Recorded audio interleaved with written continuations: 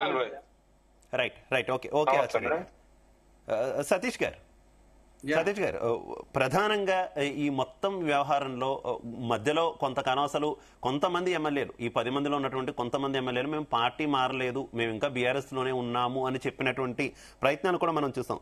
ఒకవేళ మళ్ళీ వాళ్ళెవరూ కూడా మేము పార్టీ మారలేదు అంటూ కనుక స్పీకర్ కు లెటర్ ఇస్తే అక్కడతో అది కట్ అయ్యే ఛాన్సెస్ ఉన్నాయంటూ కూడా కొంతమంది వ్యాఖ్యానిస్తున్న పరిస్థితి ఏంటి? ఆ తరహా పరిస్థితులు వస్తే బీఆర్ఎస్ ఏ రకంగా రెస్పాండ్ అవుతుంది?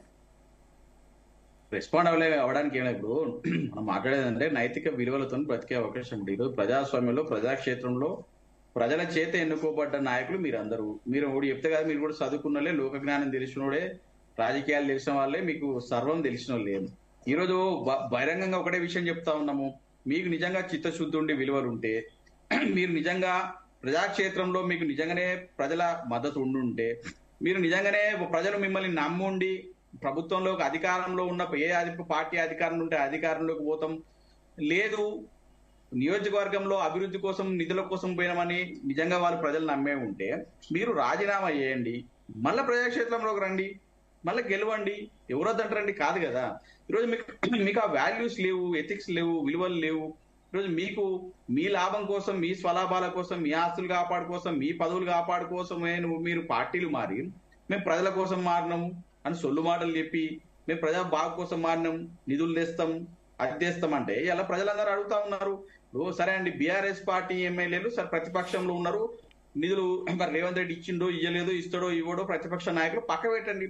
ఈ రోజు మీరు పార్టీ మారిన 10 మంది ఎమ్మెల్యేలకు ఓపెన్ ఛాలెంజ్. ఆచార్యన్న పెద్దలు, వయసులో పెద్దవాళ్ళు, రాజకీయంలో పెద్దవాళ్ళు. ఆచార్యన్న మేము చిన్నప్పటి నుంచి, నాకు తెలిసి నేను చిన్నప్పటి నుంచి చూస్తా ఉన్న ఆచారాన్ని, చాలా కష్టపడి పైకొచ్చిన నాయకుడు. ఈ రోజు ఆచారన్న బీజేపీ సాక్షిగానో లేకపోతే బీఆర్ఎస్ సాక్షిగానో మరి ప్రజలందరికీ చెప్పండి, మీ 10 మంది ఎమ్మెల్యేలు ఎవరైతే రాజీనామా చేయకుండా మీరు కాంగ్రెస్ పార్టీలకు ఒక పార్టీ మీద గుర్తు మీద గెలిచి ఇలా పార్టీ మారిరో మీరు అందరు కూడా గుండె మీద ఓటేసుకొని చెప్పండి ఏం నిధులు తీసుకొచ్చిరు, ఏదైతే అలవికాని హామీలు ఇచ్చిన కాంగ్రెస్ ప్రభుత్వం ఇచ్చిన మేనిఫెస్టోలో పెట్టిన పథకాలు ఏదైతే మీరు సరే మీ 10 నియోజకవర్గాలన్నా ఈ నాయన కనీసం ఆ 10 నియోజకవర్గాల ప్రజలన్నా బాగుపడతారు కదా. మరి అట్లా కూడా మీరు ఇచ్చి రావలేదు కదా. అంటే మీరు కేవలం మీ ఇంట్లోకి పైసలు రావాలా, మీ ఆస్తులు కాపాడుకోవాలా, మీరు భూములు జాగాలు కొనుక్కోవాలా, మీరు నిధులు జమ చేసుకోవాలా. రేపు ఎలక్షన్ లో మళ్ళా గెలుతామో గెలవమో తెలియదు, గెలిచినప్పుడు మళ్ళా కాంగ్రెస్ ప్రభుత్వం వచ్చే పరిస్థితి లేదు, కాంగ్రెస్ పార్టీ గెలిచే పరిస్థితి లేదు, కాంగ్రెస్ పార్టీ నాయకులను నమ్మే పరిస్థితి తెలంగాణ సమాజం లేదు. కాబట్టి ఈ రోజు మళ్ళీ వీళ్ళు రాజీనామా చేయకుండా ముందుకెళ్తున్న సందర్భాలను చూస్తా ఉన్నాం. ఈయనే అన్నాడు అంటే రేవంత్ రెడ్డి పెద్దల ఆచార్య గారు చెప్పినట్టు రేవంత్ రెడ్డి గారు ఏమన్నారు, ఇంత వయసు వచ్చి పార్టీలు మారేందుకయా, ఏడవతరాయా, ఏం సంపాదించారు. మరి ఇప్పుడు వీళ్ళందరూ కేకే గారు వయసు పెద్దవాళ్ళు, మనం ఆ మాట రేవంత్ రెడ్డి గారు మాట్లాడినట్టు ఈ రోజు బీఆర్ఎస్ పార్టీ నాయకులు మాట్లాడరు. పెద్దవాళ్ళు వయసుకు గౌరవం ఇస్తాం.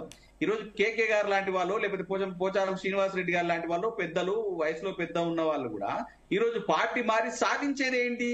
మీరు సాధించేది సరే పోని, ఇప్పుడు మీరు బీఆర్ఎస్ పార్టీకి ఏం రాకురి, బీఆర్ఎస్ పార్టీకి మీరేం ఉపయోగం చేయకురి, బీఆర్ఎస్ పార్టీకి మీరేం మద్దతు చేయకురి, తెలంగాణ సమాజానికన్నా మద్దతు ఇవ్వండి. రైట్, తెలంగాణ మిమ్మల్ని నమ్మి